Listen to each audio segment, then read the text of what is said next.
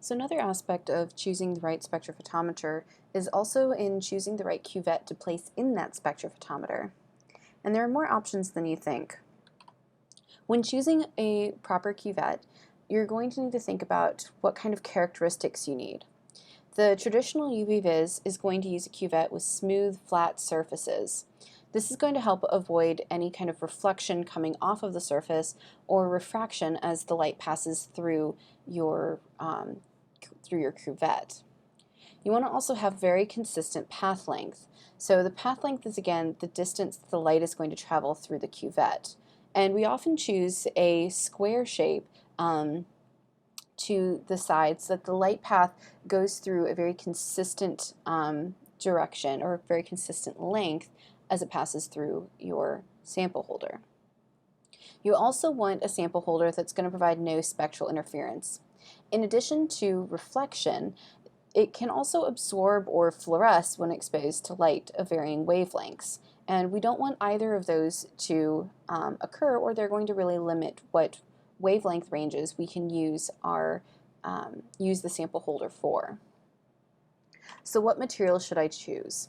There's three main types of materials that are used in traditional cuvettes for UV vis applications. Now, the concerns here between deciding between whether plastic, glass, or quartz is the right one for you come down to a couple of different aspects. First, anytime we're working in the lab, cost is always an issue. We want to generally use the least expensive cuvette possible that's going to meet our needs. So if possible, we'll want to go with plastic, then we'll bump up to glass, and then only if necessary, use quartz. Quartz is by far the most expensive, but has some good properties that sometimes warrant using them. Now, for the visible range, all three of these materials are just fine. None of them absorb the visible range, and if you look at them in the lab, they're all clear and colorless, which means visible light is passing through in all of its wavelengths. However, when you look at the UV range for these, both plastic and glass absorb in the UV range, which makes them not good choices for UV applications. However, if you need to do UV range spectrophotometry measurements, quartz is a good choice.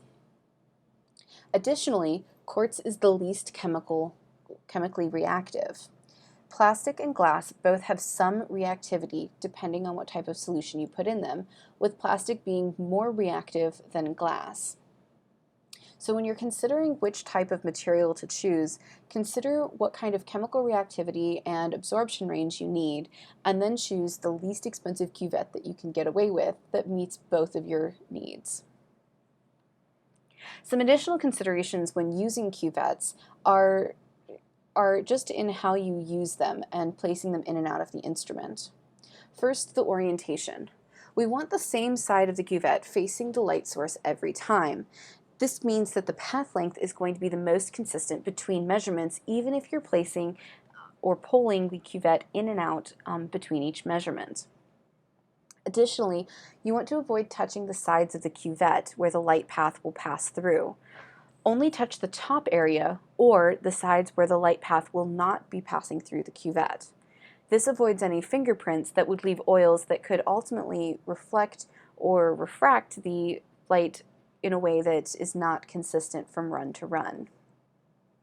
Additionally, you'll want to go ahead and wipe the cuvette exterior to avoid any of those fingerprint oils finding their way into the light path.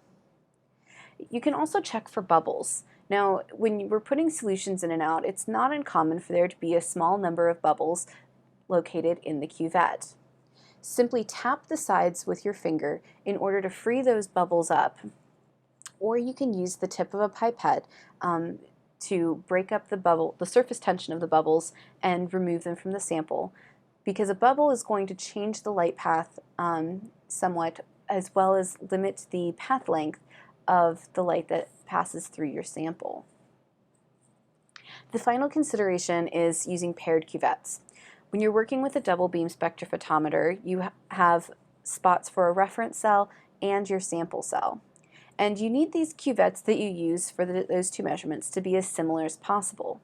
Remember, the reference cell is effectively measuring your background for your sample, and so if those two cuvettes are not similar in how light passes through them, then your reference cell is not going to give you an accurate background measurement. Often when you buy cuvettes, especially glass or quartz ones, they come as paired cuvettes, or you can purchase them as paired cuvettes, where the error between the two is within a very small margin of error and is going to lead to better precision. So altogether, choosing the right cuvettes when you're working in the lab is important, as is good proper handling.